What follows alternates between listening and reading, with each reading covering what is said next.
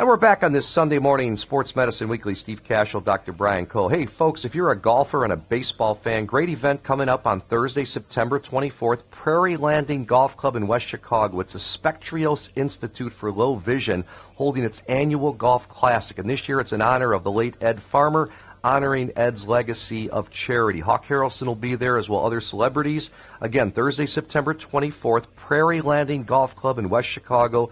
It's the Spectrios Institute for Low Vision's annual golf classic. Foursomes are still available. For more information, go to spectrios.org/golf, or you can call them at 630-690-7115, 630-690-7115. 7115. And time now for our Ask the Doctor segment, giving our listeners the opportunity to have Dr. Cole address their specific sports injury issues. Easy to submit a question. You go to our website, sportsmedicineweekly.com. Homepage, you're going to find a link underneath the photo of Dr. Cole and yours truly. Click on that link and you can submit a question. Dr. Cole got a great one here from one of our listeners, and I love this one. You're going to enjoy it too. He says, Dr. Cole, let me take you back in time. In the mid-'70s, I was playing 8th grade football, tackle football, and suffered what they told me was a chip bone in my knee.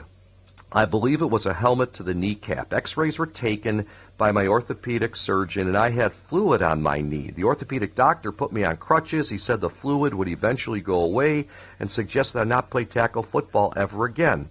My question is, what would you do today to treat this injury?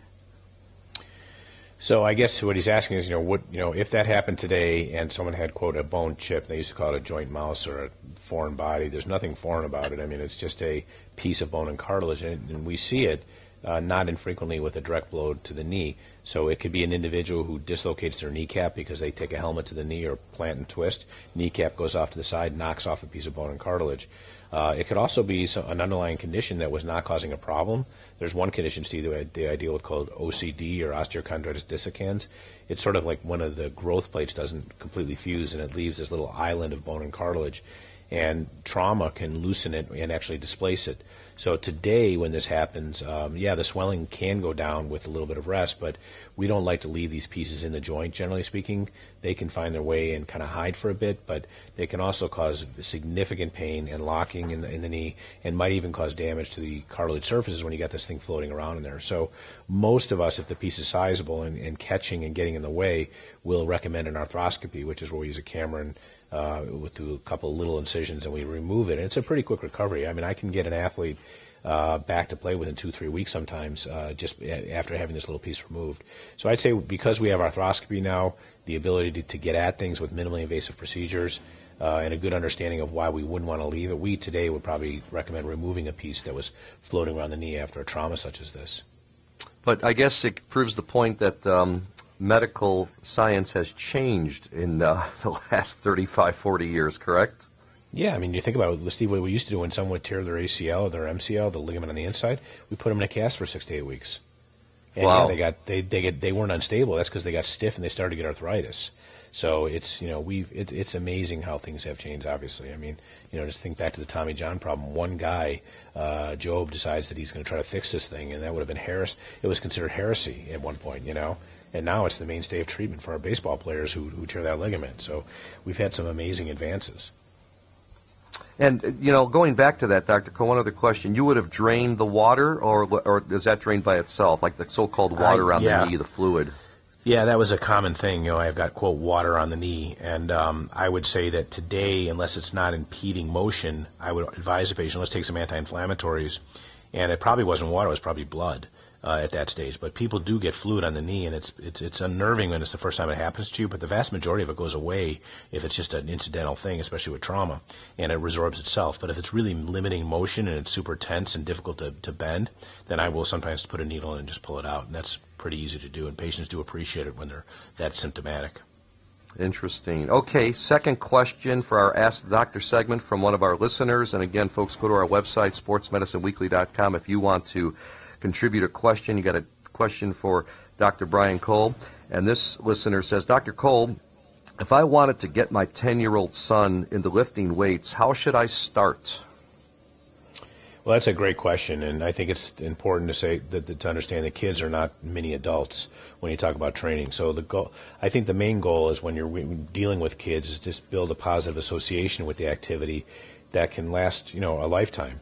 They've got to be having fun. When I've been in exercise programs for young people, we've really emphasized making it fun, and sometimes they don't even know they're exercising. So it shouldn't be something they say, oh my goodness, I got to go work out, or like they're going to practice the piano. It should be something they say that they look forward to and that they really feel they're having a good time with. So it can be on just basic fundamental things, climbing, crawling, jumping, tumbling, all kinds of things like that. So it could be, for example, Steve, like you could build a program for a young person that's not your typical, lifting weights, but, sort of fun movement, if you will. So you could have them, climb up and over a box, run back and forth in the garage, doing squats, bear crawls, make it fun, have games and things like that. I think, the other thing is that the biggest mistake parents make, I think, is trying to get their kids to specialize too early and too intensely on these types of things, and you get a lot of burnout with these kids. So tailor the programs to their sport, but make it fun and build lifetime habits that help them stay engaged rather than fear or resent the fact that they're being asked to work out. Additional question on that topic, Dr. Cole. Is there a certain age? I mean, would you have a kid lift weights at 8 or 9, a boy or girl, or is there a certain age you're thinking about, puberty or a certain maturity age? I think kids can lift weights at young ages, like you're saying, 8 to 10 years of age. But again, you can't take an adult program and give it to a kid, and they're not likely to stick with it. And the other thing is, from a hormonal perspective, they're just not going to respond in the same way because they just don't have the muscle development, system or physiology that adults have. But I don't think it in modest, intensity and frequency that it's a negative. But the big deal is that these kids, if they try to go too heavy, too fast, without proper recovery times, they're at risk of injury and downtime.